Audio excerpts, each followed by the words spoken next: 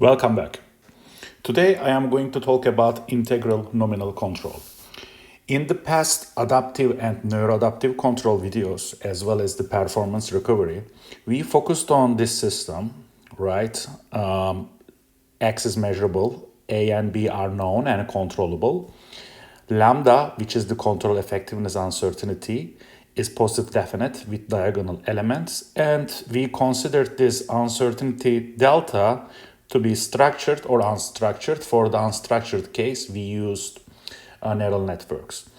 Now, since I am going to talk about nominal control for this video, I am going to assume that uncertainty is structured. You can use integral nominal control exactly as I showed you here for the neuroadaptive control case, because all we are going to change is the nominal controller. You can change this in again, adaptive control, neuroadaptive control, performance recovery, leakage, projection. You can use all these tools as they are. We are just going to change nominal control. All right, for the adaptive control high order case, let me zoom it here for a second. More specifically in this video, we used a specific nominal control architecture to introduce the important ideas about adaptive control. And this basically nominal controller, which you also see here, has a feedback part and feed forward part. And this nominal controller is called in the literature feedback, feed forward controller. All right. In this video, the goal of this lecture is to show you that you can use other types of nominal controllers with adaptive control. Why not? And in this video, I'm going to focus on a nominal control approach with the integral term, this is called the integral approach. So this is the feedback part, which remains as is in here. But instead of this, we are going to use K2 multiplied by the integral y minus c. And as compared to this feedback feed forward nominal controller, this nominal controller with the integral term, you can call it a PI, like proportional integral like controller. It gives you desired tracking performance, even if you have some unknown terms on the A and B matrices, some unmatched disturbance, some parasitic effects. So in industrial approaches, this is my so far the best controller that I used almost in all industrial approaches as compared with the feedback feed forward term. So we are going to focus on this one. And here Y is basically a subset of states by this matrix E, right? So we select this Y, which states of X we would like to drive, this Y to approach the command. For example, let's say X represents the position and velocity, and we would like to do a position, we would like to track a position command, then we are going to select ES10 such that here Y becomes P, such that we can with nominal control drive the position to the command. All right. Step-by-step guidance how we can use different controllers, nominal controllers in adaptive control. I am also going to cover PID in the next video. And this video also will have a Matlab code at the end, so bear with me. Okay, step-by-step guidance. Step 1, we are going to separate the system in such a way that it will have certain parts, uncertain parts. We are going to use certain parts, the known parts, to design the nominal controller, and then uncertain parts to design adaptation. All right, let's do that. So we have this system. I am inserting UN plus UA, and this is our uncertainty parameterization. Now I am going to add and subtract BUN, and I am going to take BUN, send it inside these brackets, so that, right, B lambda multiplied by lambda inverse UN equals to this term. So I am going to rewrite this as identity minus lambda inverse multiplied by un. Now, I would like to combine several terms on basically uncertain terms here. This one and this one. Basically, they can be combined into one W transpose theta like this. So I am going to denote this as W transpose multiplied by theta.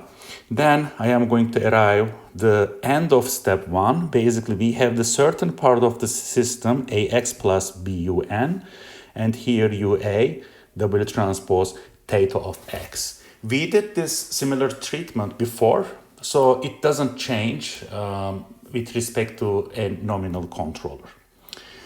Step two. So step two, I am introducing this nominal controller with the integral approach, K1x and K2. Well, I am going to call it Z. It is easier to make operations analysis using derivatives. So I would like to get rid of this integral. So I am going to call as Z. If you take the time derivative of Z dot, or this one, you are going to have Z dot equals to Y minus C, right? This equals to, this basically if you integrate, you are going to get this. So our nominal control signal becomes UN equals to minus K1X minus K2Z, and this one. And if we insert Y, which was E multiplied by X, you are going to obtain the Z dot form. All right, so what you need to do is to select K1 and K2 based on the certain part of the system, basically using this. So because when you design the nominal controller, right, we covered this before, you are going to you are going to pretend like there is no uncertainty, as if you are going to control this system. So you need to select K1 and K2.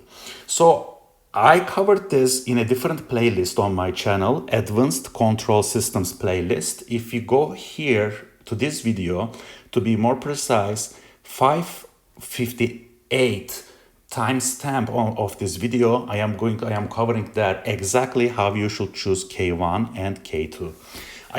When I show you the Matlab code, Matlab example at the end of this video, briefly I'm going to mention how you can use linear quadratic regulator to choose K1 and K2, but details are on this video, okay? So just go there and watch if you want to get all the details, which you should. Now, step number three. Step number three is, and actually step number four, how we can rewrite things in a specific form such that these things become very similar with analysis, or things are becoming similar like the ones we covered before. Okay, so bear with me. So now we have this x that equals to base ax by k1x k2z plus b lambda ua minus the uncertainty. This is the z dot dynamics. So now I am defining an aggregated state C, because for analysis we no longer have one differential equation, we have another. We need to group them together to analyze stability and convergence. So when you take the derivative of C dot, you have your AR matrix. Basically, using these two equations, you can directly obtain this. We have our now BR, right? This captures the nominal behavior in the absence of uncertainties. But things are uncertain. We need to use adaptive control and learning theory. So this becomes this BA, and lambda appears in here. So we are going to choose UA to be adaptive control minus W hat transpose multiplied by the non-basis function. And since this portion captures the nominal part of our system, this gives the form of the reference model, which I am going to denote as KCR, dot equals to AR KC plus BRC. So again, it is explained in this video, and briefly at the end of this video in the simulation part.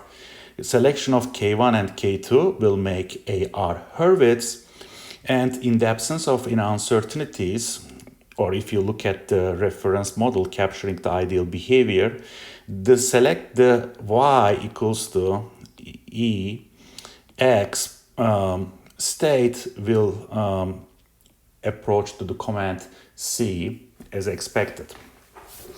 Now, since reference model captures our ideal behavior, and since this is the uncertain system, I am constructing error dynamics as C minus CR, and remember W tilde is W hat minus W. W hat is the estimated weight W.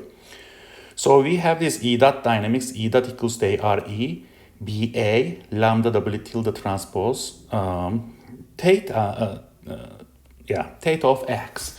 Now, compare this error dynamics with the error dynamics we used in the previous videos. In this case, structured uncertainty case, adaptive control video. It is exactly the same. We were using previously, we had B here, now we have BA. Of course, if you think about dimension of AR and BR, or the dimension of C is increased since we are combining X and Z together. But at the end of the day, the final error equation is quite similar. So you can use, for example, this Lyapunov function E transpose PE plus gamma inverse trace W tilde transpose lambda 1 over 2. Let me write it like this. V equals to E transpose PE plus gamma inverse trace. I am going to write like this. You can take this Lyapunov function. You are going to get V that equals to minus E transpose RE. With this weight update law, quite similar. Previously we were using B. Now we are using BA because we have BA here. And this is our Lyapunov equation. Gamma is positive, R is positive definite. So step number 4, in these steps, and in particular in state number 4, we obtained the same error dynamics so that we can use the same analysis coming from the previous videos.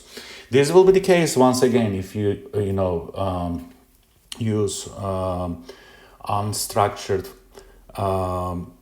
neuroadaptive control with neural networks or performance recovery.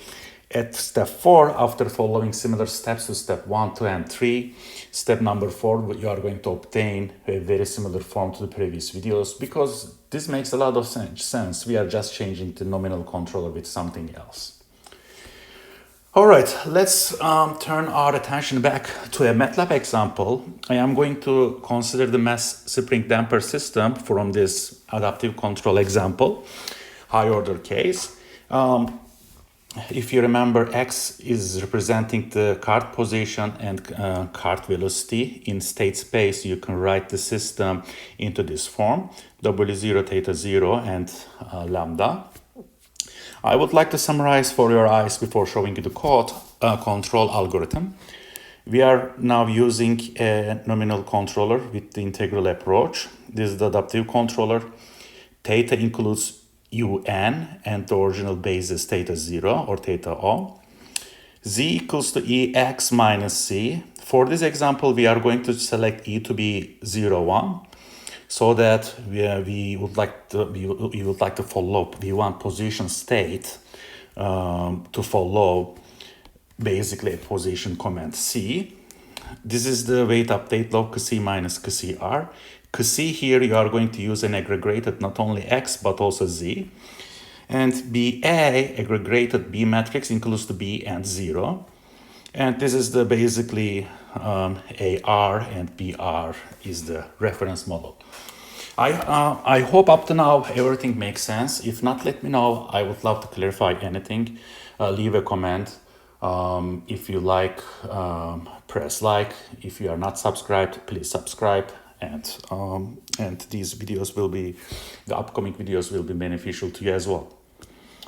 All right, so I am going to show you the code. Basically cleaning process, then simulation time and discretization. I choose mass alpha beta like I chose before, A and B. These are all the same.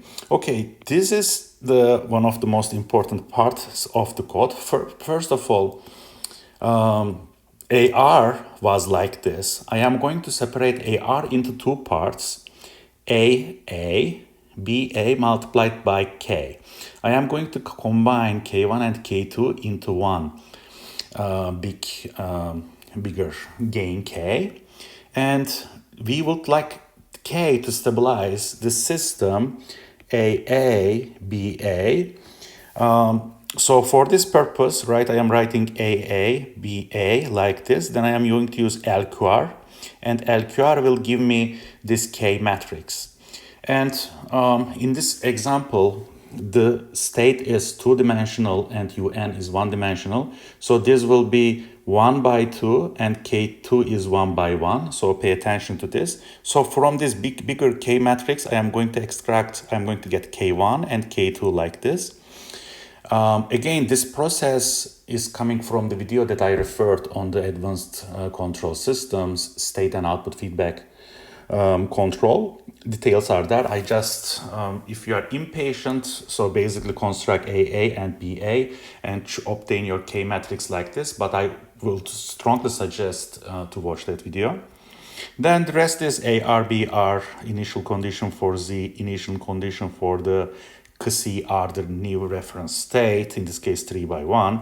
I am choosing going gamma to be 10. This is P, W hats initialization. This is the simulation. You can stop and look. There is nothing particularly difficult. This is data recording. I am only reference model CR has three elements. The one is corresponding to the positions reference. The second one, velocity, is the reference. The third one, reference related with the integral. I am just going to record two. Honestly, I don't much care about how integral state behaves. I want it because I am guaranteed to have stability, error, convergence. And here the most important state is the position state as well as it is reference model. But I am going to plot velocity and velocity's reference model as well. And you can also stop the video if you would like to code it yourself. This is just at the end plotting part of the code. So I am skipping. You can just take a screenshot. All right, so the first case is adaptation is off. Yellow is the command that we would like to track. Blue is the reference model state associated with the position. Here the velocity x2, black here and here is the position and velocity of the cart. Blue here as well, reference models ideal velocity reference. This is the control signal here. As you see, when we have adaptation is off, thanks to the integral in the nominal controller, this command would like to approach still to 1 because the command is 1, but because of the uncertainties, performance is not nicely matching with the reference model ones. When we turn on the adaptation, we have nice match with the reference model position and velocity, and here is the control signal. And again, code it yourself, tune it yourself. You should, to get experience, you should play with the codes. That's why I am explicitly providing you the codes. Play, get experience, try for different systems so that you can develop and build your adaptive control and learning experience. I would like to end this video with a paper of mine that I believe this is one of the most important papers, in my opinion, written by my group that allows you to go from linear-like systems. Of course, uncertainty is non-linear, but the AX plus BU portion is linear. You can also apply the materials that you learned so far to nonlinear systems. So to be more precise, if you read this International Journal of System Science paper, focus on sections 2, 3, and 4, and doing so will help you to apply model reference adaptive control to nonlinear systems. You can use nonlinear reference models in adaptive control. Nonlinear, maybe we can cover in the masterclass series. let me know if you want me to do so. So, for example, if you would like to enforce state constraints or control-related limits, or maybe nonlinear dampings in the reference model for velocity are important. There are important applications of nonlinear reference models. And likewise, understanding the analysis methods in these sections 2, 3, and 4, you can also use nonlinear nominal controllers, like, for example, sliding mode control type theories and other nonlinear nominal controllers of interest. All right, thanks, stay tuned.